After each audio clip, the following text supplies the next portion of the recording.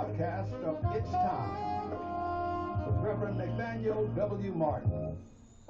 Here's Reverend Martin. All right, thank you, Dr. Blackwell. Let me say Hotep Abaragani to my African nativists, and good morning, good afternoon, good evening, but certainly never good night and never ever goodbye. I hate goodbyes.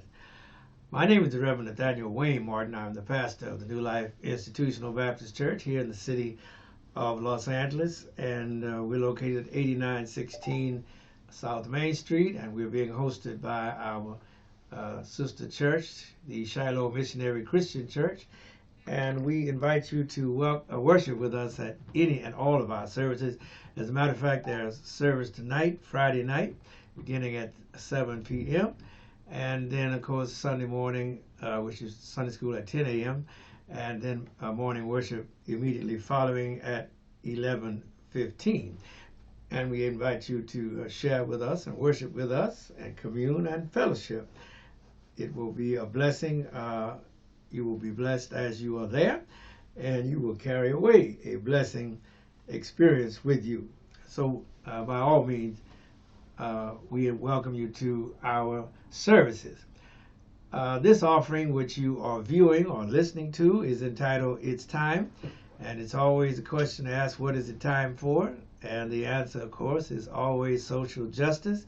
Since social justice is such a broad theme, expansive, we narrow it down to our discussion of the environmental justice and the economic aspects of justice, since we are the people who were dispossessed and rejected and brought here in chains and in the cargo holds of ships to be treated like animals and sold as a commodity here in this country. And you can't talk about the history of this country without talking about its origin. We also recognize that there are now two parallel theories or themes as to the reason for the founding of this nation. Some call it a settler colonial enterprise. Abraham Lincoln called it an experiment to see whether popular governance was not an absurdity, as he said in one of his communiques. But be that as it may, we are here, we being the black people, the people who are called black, rather, and we are the descendants of those who were formerly enslaved and brought here against their will. And we are now in the year of 2022. And we are finally able to breathe and talk about the words reparations, keeping in mind that the slaveholders and the slave traders and all of that ilk were offered reparations. A lot of them received reparations from the government, but of course no reparations were ever paid to the enslaved. And so that ledger account is still due, and every year and every day, every week, every month, it goes higher and higher. And as we have seen here with the California Reparations Commission, there is a multifaceted problem with reparations, because all they could agree on was that the people who could declare by their lineage that they were the descendants or had slaves in their families. And the problem that we unfortunately discovered with that is that we must remember that many of the slave holders and slave traders raped our women, our young girls and our women. Young girls, because they started raping them at 12 years of age. Yes, rape. They couldn't give their consent, and so they were raped.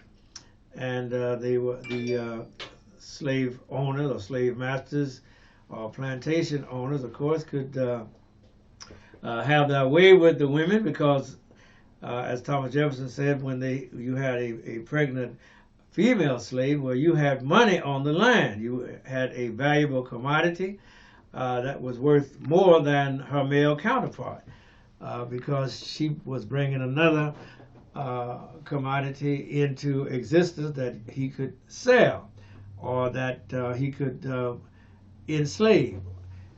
Since the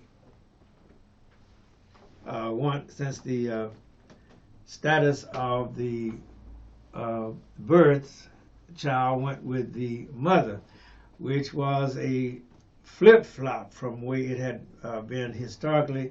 You always traced your lineage through your father. But after slavery came into existence, then they said, well, if your mama was a slave, regardless of who your father may be, you are a slave. And that was because that many of the enslaved in the latter years were, of course, sired by the owners of the plantation, or their surrogates. And so the problem with reparations, that if as the black people can trace slaves back in their lineage, then the white people can also trace slaves back in their lineage, and therein lies the rub. Remember, the white people a lot of them were compensated. Abraham Lincoln did his best to get them to settle the Civil War years earlier by receiving compensation, but they were so set on their gain, their profit, their filthy lucre, that because they were billionaires in the South as a result of the enslavement of our people. And so the reparations solution, of course, is not a solution at all, as we now sadly see. We are again forced to the realization that the John Roberts Court will never allow reparations to be paid to the descendants of the slaves, those who were enslaved, because he can say that it's racist. Of course, it's a 63 majority of Republicans and ultra-conservative Republicans on the Supreme Court, and that includes, of course, Clarence Thomas, who is, at least as the late Barbara Jordan said, ostensibly black, but he's against anything that would benefit the descendants of the enslaved, even though he is a product of affirmative action and a product of welfare. But he rejects welfare for the rest of us. He rejects affirmative action for all of us. And so with these contradictions and the like, it's going to be a very interesting political season. And we can see how they being the Supreme Court, have already began to assert their majority, their muscle, and their power.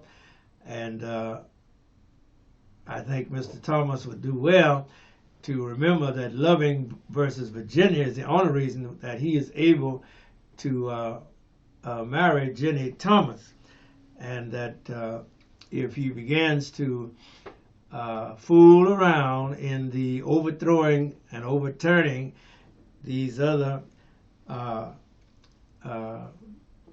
stare decisis decisions, that he could very well find himself illegitimately married to his wife, Jenny Thomas, who is a so-called white woman. He's a so-called black man.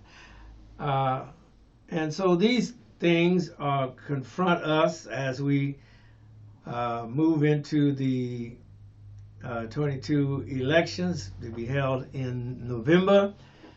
And so it's going to be a very lively political year, what with the decision of the Supreme Court in overturning Roe v. Wade, and they're planning to go after Obergefell, and they're also planning to go after Griswold. One case deals with contraception, and the other case deals with same-sex marriage. And so a lot of people are getting a bit antsy and a bit nervous as they look at the years to come with this dangerous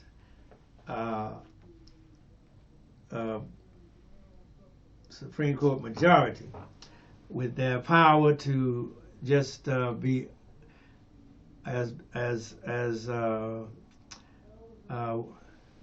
arbitrary as they like in their decision making, because they have, like I said, the majority. And so that is a problem, and we stay tuned, because you're going to live through it. The revolution will be televised, in spite of Gil Scott-Heron's song to the contrary. The revolution will be televised. You will see it on CNN, and you will see it on C-SPAN, and you will see it on all of your national networks, because it's going to be news, and everybody likes to get their ratings in that media cabal. All right, we haven't read our Revelation scripture in a few weeks, and it's good to not lose sight of what God thought about reparations and what God thought about slavery, and so therefore we have to go back to the Word, because that is our marching orders, or our standard by which we govern ourselves, and which we are informed. Let us remember that this nation was so-called founded upon the principle of, you notice how I'm trying to carefully get my words together. Well, in other words, we say we are a Christian nation. I'll put it that way. Let's read the Word of God.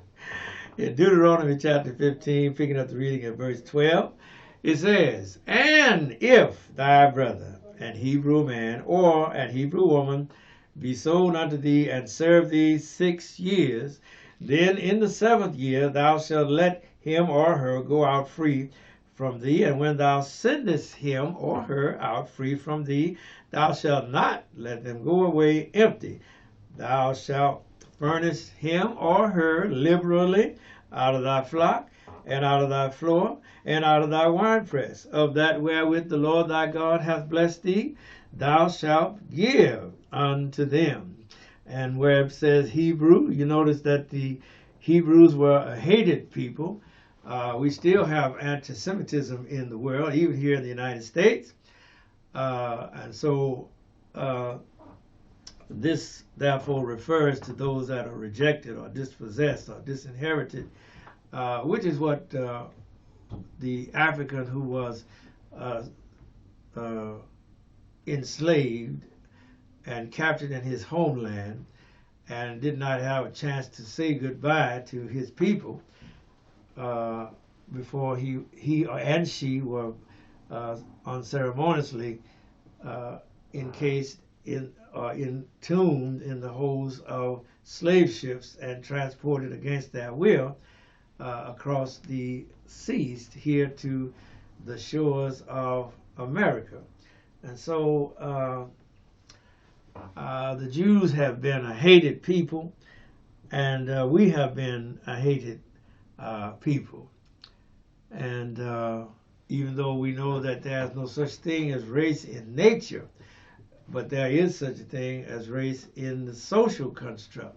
And since racism is a social construct, we do well to be wary of it and of its environs and of its machinations. All right, and so just because one may not believe in a thing does not mean that others may not believe in that thing. Look at those who believe in the great steal of the 2020 election. And even though it's been proven over and over that Joe Biden, Joseph Robinette Biden and Kamala Harris were duly and honestly elected president and vice president of these United States, you still have that great, vast, far-reaching, disturbing element out there that believes that the election was stolen. And you saw a lot of them on January 6th and climbing over the walls and climbing up on top of the wall and breaking the windows and busting in the doors and invading the sacred space there in the Capitol. And so just because you don't believe a thing doesn't mean that that is not believed by somebody else. And I said all of that to say that's why you have to be careful about dismissing racism, because it's always in somebody's mind, and it's usually in the mind of a white person, because thereby they have been greatly benefited. Remember, racism pays. Racism was a big cash cow in slavery and in segregation and in Jim Crow, and when you go to get a loan or when you go to get insurance, and as we look at the government, it used to be called health, education, and welfare, but health, and education, and welfare are the building blocks. They are the portals. They are the gates through all of us, through which all of us must pass, with your health, your access to education, and access to the wherewithal to get that education and pay for that education and pay for your upkeep while you're being educated. And remember, if you don't have your health, you don't have nothing. If you got health, you got everything. You can make it if you got good health. And so that's why the government regulates health, it regulates education, and it regulates welfare. And that's why the retrogrades and the counter-progressives believe in small government. One of the conservatives described his vision of limited government was he would reduce government so small that he could strangle it in a bathtub. And that is what you and I are fighting against.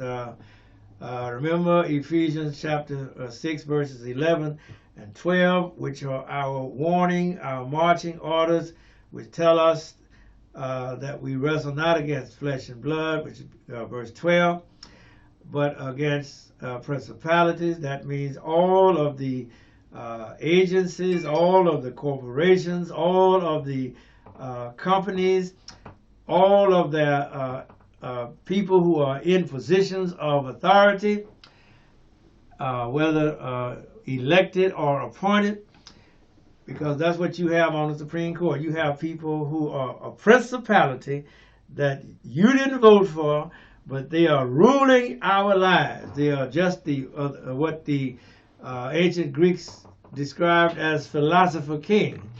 And God deliver us from philosopher king, because they never seem to do right by the poor or by the less fortunate. And you can look at the way that the prison industrial complex is run. Yes. You can look at the way the justice system is run. Yes. All of those systems have as a overriding ingredient, intrinsic in them, is this system of white supremacy and racism that you and I have to continually to push back against. You're never allowed to get over it. Karen is not the concept of Karen that's out there in the public, in society. That's not a figment of your imagination. You got to watch Karen, whether she's a male or female, because they will undermine your ability to get your your justified legal needs and services met, and your moral needs and services met if you are not on your toes, because we are not that far from second-class citizens again, because you can go in any store and look who's watching you, and it not only the security guard, every store clerk, agent, or associate, or whatever, sales associate, as they may regard themselves. Just watch who they are watching, and watch whom they want to help the least, and watch who will overcharge the most if you are not careful. And so you have to be on your toes when you are trying to do business, because remember, racism is all about business. They didn't put you in slavery because they hated you. They put you in slavery because they could make money. You are a cash cow. You are a commodity that could be quantified and that could be sold and to the highest bidder. And people made fortunes off of the misery that was caused by the sale of human beings. It wasn't about your color, even though that was stamped upon you. But the color just made it more convenient for them to identify you and say, if you're a non-white, then you must be in that group that we commodify. And so that is what you wrestle with. You wrestle against principalities, yes, against powers, oh, definitely. And don't worry, you must always look behind the person that you are, that is addressing you, whether that person is a Karen as a policeman, Karen as a representative of that settler colonial mentality, or whether it's actually a police person or a peace officer. Because if you notice, the Proud Boys and the Oath Keepers and the 3%ers and the Patriots, they are recruiting people who are police persons and sheriff's persons and soldiers, because they have that, they've had that training already. And so that is nothing new in this country, because the sheriff was always a member of the Ku Klux Klan in the early years of this country. And the judge, yes.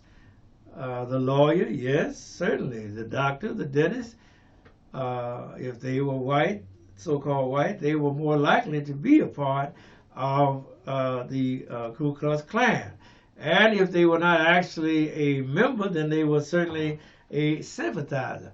And you have to watch the sympathizer, because they're even more dangerous, because they get in the government positions and they are able to scuttle the proper workings of the wheels of government. And so if you look at the history of James Buchanan, who was president of the United States before Abraham Lincoln, his cabinet was full of Southern sympathizers. His Secretary of War was a Southern sympathizer. His Secretary of the Treasury was a Southern sympathizer. And what were they doing? They were expropriating as fast as they could, right? All right, 5 minutes. As fast as they could, and subtly and cunningly and stealthily as they could, the supplies of the U.S. government, and keeping those supplies for themselves. And I don't mean just guns. They tried to get ships. They tried to get cannons, and they did get cannons. And a lot of money, government money, that they misappropriated, and instead of it going to the U.S. government, it found its way into the southern states who were planning to secede. And so that's why you have to watch a sympathizer. If you got a sympathizer in the police department, you got to watch. You got to be aware that you got someone who does not fully commit to justice or to the exercise of justice where you are concerned, and who may not be dependable in a conflict where they can undermine democracy, which is what we are seeing more and more today in all of our government agencies. As I get ready to close, I'm just thinking about Mr. Pendleton, who was a appointee of Ronald Reagan, who he took over the Civil Rights Division. And of course, one must not ever forget the depredations of Clarence Thomas when he was over the EEOC. And if you can put a sympathizer, somebody who doesn't believe in justice in a position, well, they're going to slow down the operation of that department or that division or that agency. And whereas the checks, welfare checks, supposed to go out like clockwork, no, when these other people get in there, it's going to slow down. And that's what is so dangerous right now in America. As someone said, when we go to 2022, one of the convicted people who was testifying this week, he said, you got to be on your guard, because this thing is not over. And if they did it once, they will do it again. And so that is what you and I must be confronting. Principalities, powers, the rulers of the darkness of this world, spiritual wickedness in high places. And you cannot stress high places enough. So as I close out, looks like they're going to call off the strike for the baseball game at Dodger Stadium, even though those people only make $12,000 a year. And when you got the power, that's when you got to bargain, where the man got to listen to you, because he wants those people in those seats, and he wants those vendors and those people back there that make those high price hot dogs to be back there to make that money.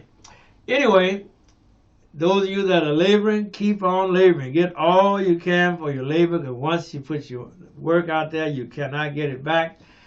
And if you're working for somebody and they don't want to pay you, what you need to do is always be guided by Pastor Martin's philosophy that if hard work was all it took to get rich, then every slave coming out of slavery would have been a millionaire. Which means that they don't want to don't want to pay you.